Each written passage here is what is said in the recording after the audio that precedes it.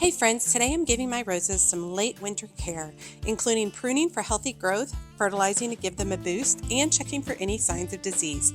These early season steps will set them up for a beautiful bloom this year. Let's get growing.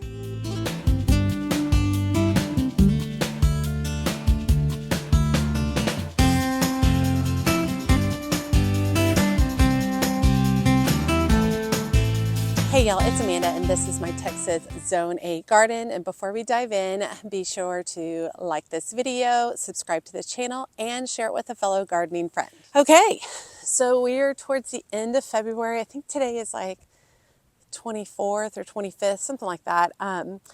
And of February, and typically I would prune back my roses around Valentine's Day. However, this year for Valentine's Day it was wet, and then we had a week of really intense cold weather, which is not a great time to prune your roses. But our forecast for the next 10 days is glorious. Like right now it's like 68 degrees, absolutely glorious. So it's the perfect time to get out there and prune my roses. So I like to make this video every year. First of all, for reference for myself, for growth and knowledge on roses over the year. But also I just want to show you it is actually very simple to prune your roses. And I think a lot of people can be very intimidated by it. So I really love doing this video because I like breaking it down into very simple, easy steps. And I will show you how my process works with each of my own roses. Okay, so we're going to go through each of the roses. This rose right here is Princess Charlene de Monaco, I believe. Is that right? Yeah. Princess Charlene de Monaco. Last year was its first year in my garden. This will be the second year. You'll see a lot of my roses will have some green leaves, and then they're going to have a lot of brown. This brown is from the most recent frost that we had, which is typical. I mean, and I should say it wasn't a frost, it was a freeze. Like, we got down into single digits. It got really cold. So a lot of the growth is damaged. Some of it's not, but a lot of it is. And one of the things we want to do before we prune our roses is we just want to look. We want to inspect our roses. We want to look at each individual one. We want to look for several different things. We want to look for any cross branches, any branches that are crossing and maybe rubbing against each other. Cross branches can lead to wounds in the stem, opening it up to different disease and pests. You also want to look for crowded branches. If there's just too many branches in one place and the rose doesn't have enough room to breathe. And February is just an ideal time to do that because typically you don't see too many leaves on it at that point. So one of the first things we're going to do after we've inspected and taken a look at our rose is we're going to do some pruning. Now, pro tip, you always want to prune on a dry day. You don't want to prune on the day that it's raining or if the next day is going to be raining. We don't want to prune on a wet day because when we make those cuts on the rose, you're opening up the inside of the stem and we don't want moisture getting in there that doesn't need to be there, that can lead to disease issues. So one of the first things we want to do is we really want to look and see about removing any dead wood. And dead wood is going to be black and brittle. And I'm looking at this particular plant and I do not see any dead wood on it, which is great. These are my rose gloves. They're long to protect my arms.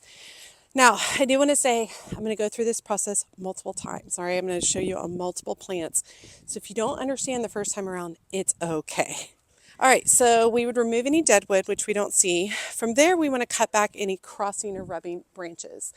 And I've got a couple of those happening. Back over here, I have this branch right here growing over the top of this branch. So I'm just going to come in and cut that back just so they're not crossing anymore. And this is a fairly new rose, so I don't see any like massive issues with crossing, so looks pretty good. Okay, then we want to shape the shrub for really good airflow. So we're really kind of looking in the center and seeing what branches we might have crossing into the center. So I have a branch right here and it's pointing into the center. So I'm going to go ahead and remove that. You want to keep the open portion of the center part because that's what's going to be better for the plant overall. We're also looking to create a vase shape, so smaller at the bottom, wider as we get to the top. This one's on its way out. I do see another branch crossing. Let's get over here and take a look. So this branch right here is crossing with this branch right here.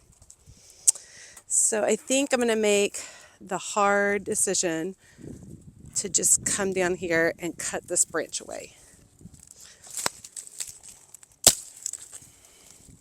And it's sad to give up such a big branch, but we don't want it rubbing against the other one. And that one was really coming far over, which would have cast some shade over the plants that I have right here. So I think that was a good decision.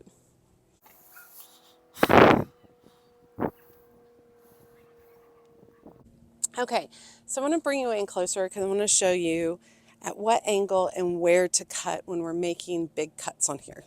Okay, so let's talk about where and how to make cuts. Now, February is great because we can start to see all these little buds coming to fruition on here, okay? And when we're making cuts, we're looking to make a cut at 45-degree angle, and we want the bud to be facing out. So this bud is facing back in. We want our bud to be facing out, away from the plant, opening up the center. So we've actually got a bud right here. So what I'm going to do is I'm going to cut at a 45-degree angle, about 1/4 inch above a bud that's pointing out. Do that down here too. See this leaf right there? It's got a bud right above it, pointing out and away. I'm going to cut just a 45-degree angle right above it. Just like that. Nothing crazy. We are going to cut this down just a little bit to encourage some bushier growth. So it's going to look a little harsh to start off with, but it will be good for it. And everywhere I'm cutting will increase the number of branches and blooms.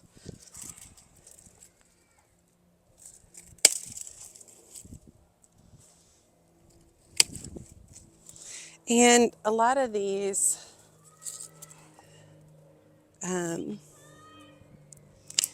can be cut down as low as 12 inches.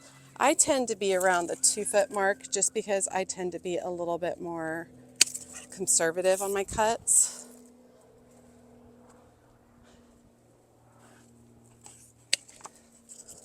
Okay, but we've got cleaned it up a little bit and make cuts above blooms or buds that are pointing out and away from the overall shape of the rose. Now you also want to clean at the base of your roses. These are purslane plants and they're annuals. Hopefully they drop some seed and we'll put new plants in place, which would be lovely. We're going to come in here, we're going to clean out any of this debris, any of these dry, dead leaves. Just cleaning this up because we don't want this to lead to any kind of disease, introduce anything that doesn't need to be there. And it's really important, especially for rose leaves, to get this junk out of there. Clean it up, make sure that you can see the bottom of your rose. It looks really good. All right, let's cut some more before we fertilize. All right, we got a smaller rose down here. And I'm not going to lie, I cannot remember what this rose is whatsoever. It's pretty small. It doesn't really need a lot of intense cuts. It's got some growth coming on it. So I'm really just going to come in here. I do have a dead branch right here. It's dark, it's brittle. So I'm just going to cut that away as well. And we've got some awkwardness with this branch. So I think I'm going to come in and cut that out just to open up the center of the rose a little bit. That's pretty much all I'm going to do for this guy. It just doesn't really need a lot done on it because it's so small.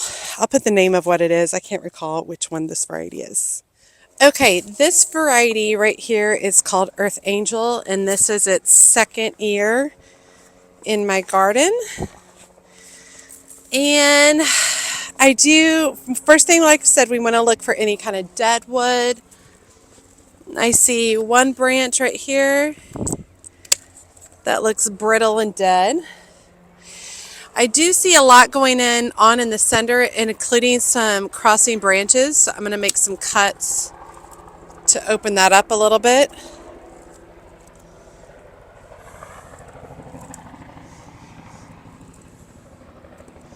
I'm going to remove that whole middle part right there. Looks good.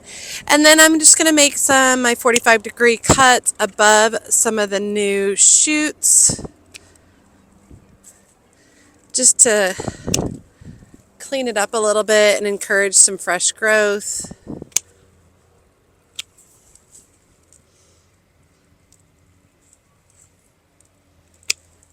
Just like that.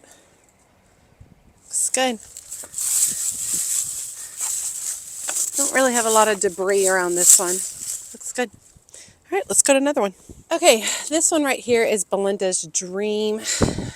And I don't really see any dead ones, but I do see this really low one. Doesn't really make any sense. So I'm going to go ahead and cut that off. Got a little bit of growth in the middle. And I'm going to take this guy back quite a bit. Belinda's Dream is a very prolific grower, and it loves our hot weather.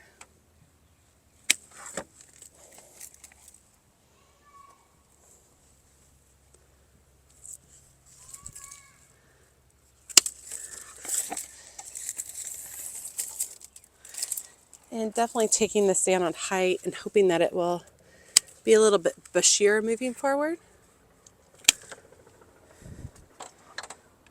Looks good. Oh, let me get in here though a little bit. Just make sure that my mulch is kind of cleared away from the base. There you go.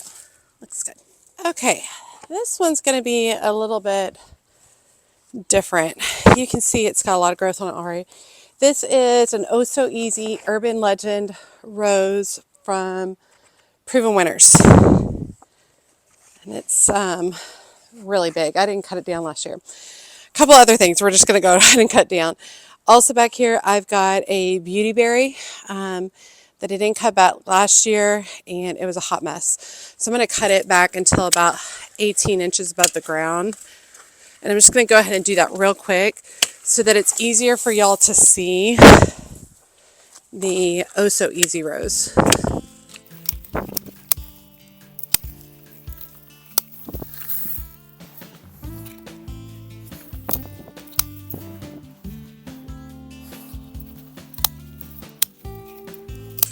And on this beautyberry, I'm just cutting above buds. Okay, hopefully that allows you to see this a little bit better. Also going to move.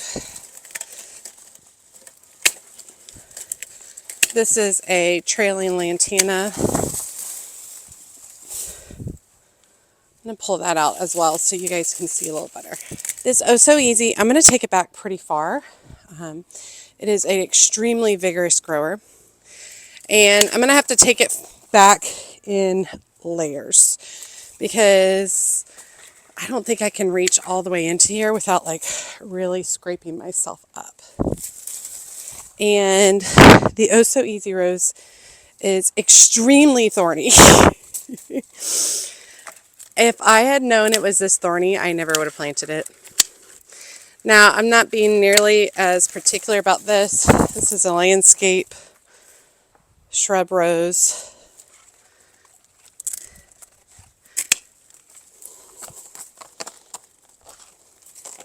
This is where these gloves really come in handy.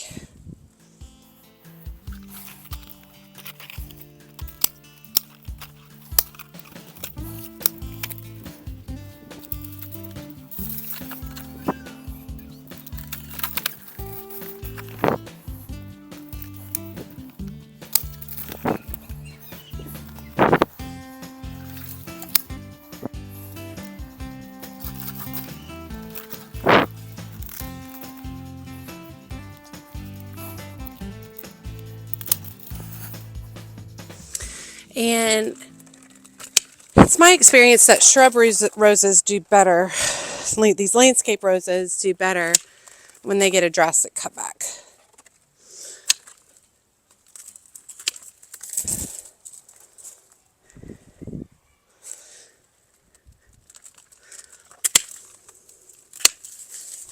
You can see that's massive cutback.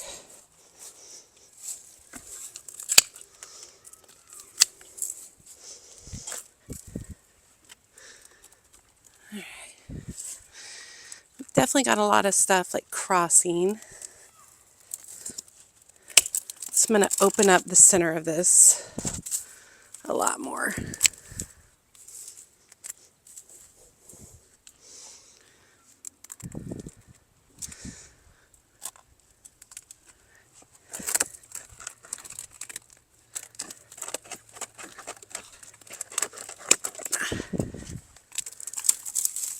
All right. Looks good. Much better over here. All right. Also have some in containers. And there's definitely some brittle spots that don't look as good. Open up the center. Definitely gonna cut above some. Cut this back a little bit.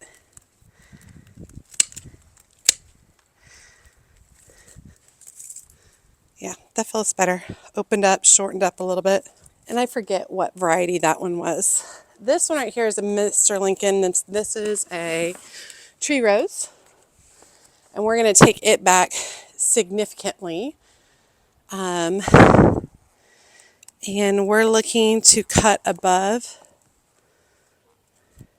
buds. And if you can't see the buds, you can aim for the areas where there used to be a leaf. There's a good chance that that's a bud. Definitely got some stuff crossing, so I'm going to take out some of these middle ones a little bit. Allow it to breathe a little bit. See, just 2 branches. Look how much more open it is in the center.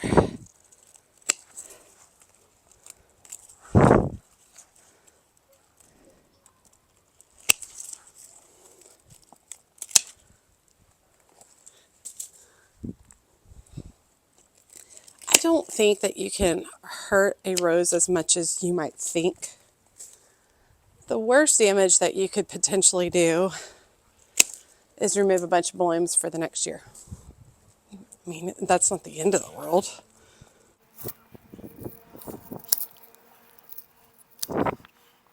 Okay, that feels good. Opening up that center part. I feel like I could take this back a little bit more, but I think I'm going to leave it. Looks good. On to the next. Okay, over here I got a couple of things going. I've got my Don Juan rose right here. And back here, I believe this is a Chicago peace rose, and it needs to be dramatically cut back because it just had this one long branch. Definitely had some struggles this last year. And I think it has some not great areas that are kind of dead looking. I don't know what it's going to end up looking like this year, but we'll give it a fighting chance. And it's got a lot of debris in here. So you can see that I'm just especially getting it out away from the root. I'm going to let the root breathe, let the plant breathe.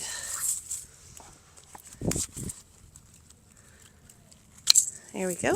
Okay. So for the Don Juan, I am more concerned about what's coming far out. So I am going to make some cuts in some of these branches that are branching really far out. Especially in the lower part. Because remember, we do have a clematis in there that we're wanting to grow this year. And I'm going to make some cuts on some of these taller, lankier pieces. But I think that'll be good for the overall health of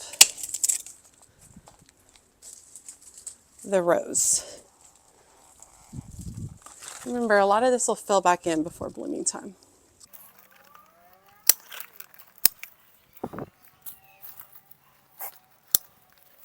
All right. And I'm not going to do it today, but once this starts to flesh out a little bit, we're going to come in and I'll show you how I train it up onto the trellis.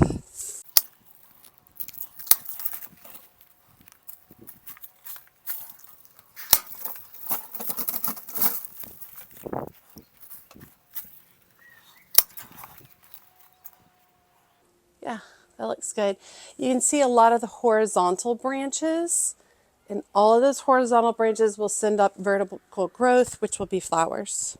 So that's how I end up training. So we'll let all the new growth come along, and then we'll train that new growth into horizontal aspects on this trellis. And for those of you wondering, this trellis is just a headboard that I got on Facebook Marketplace. Now there's a lot of debris down here because this is a much bigger rose. I think this is its coming up on its 4th year in my garden. So I'm just going to come in, being careful because I do have clematis growing. I have Jackmani clematis growing at the bottom base of this. And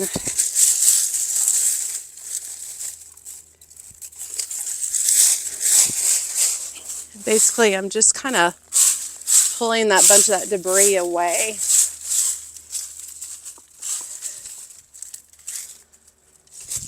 This is a clematis vine right here.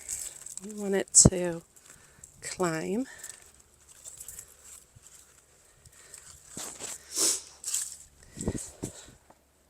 Cool. Okay, this right here is an America climbing rose. And it's a little tough to see what's going on here because we got a lot of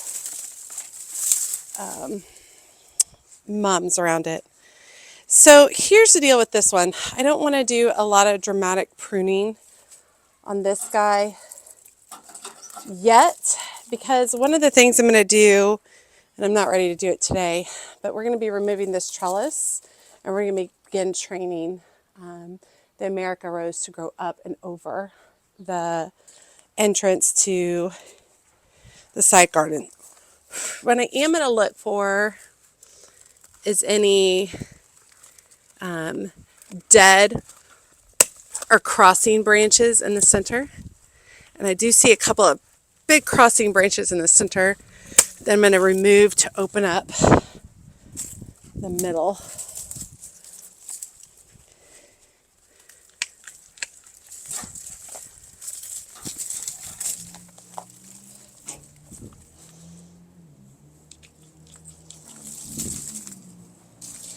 And I know that looks dramatic to take out that much.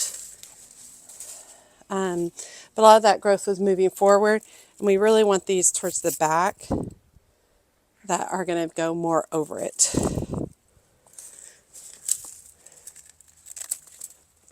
All right.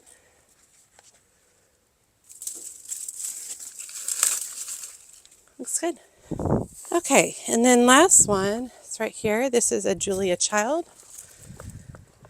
And we're going to take it down quite a bit. See if we can't get it grow a little bit bushier. And I'm just taking it down pretty far, but I'm cutting above new growth.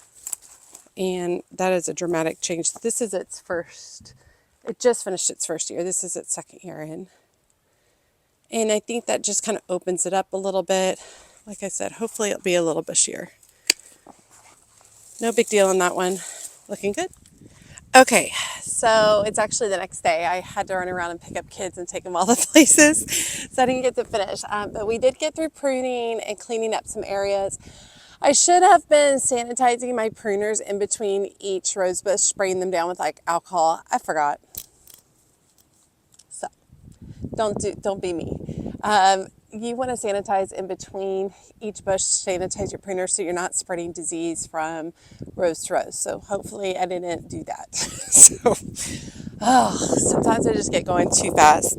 Okay, next on our list is to fertilize the roses. Now, we're not trying to like give a massive jump start to the roses right now. We're not using a liquid fertilizer. Typically, a liquid fertilizer is an immediate boost to growth. And I'm not trying to get the roses to have a ton of growth right this moment because we still might be experiencing a few more freezes before the spring gets here. So what we want to do is we want to be able to fertilize it with a rose fertilizer. Really is best. This one is Espoma. This one is Fertilome, whatever works best for you. But some kind of slow release granular fertilizer works really, really well. And we're going to spread it around the base, a handful of it around the base. I want to say about 6 inches away from the center stalk where the plant comes out of the ground. And then you want to rough it in with your hands a little bit. And the slow release fertilizer starts to release fertilizer. You can water it in to go ahead and get that started. I'm not going to stress about it. I'll just wait for rain to water it in. But that's a really good way to start building the nutrients without kicking the roses into like high gear growth. All right, let me show you what that looks like. It's easy. So I'm just coming in with a handful of the fertilizer and just working around the base just like that. Super simple.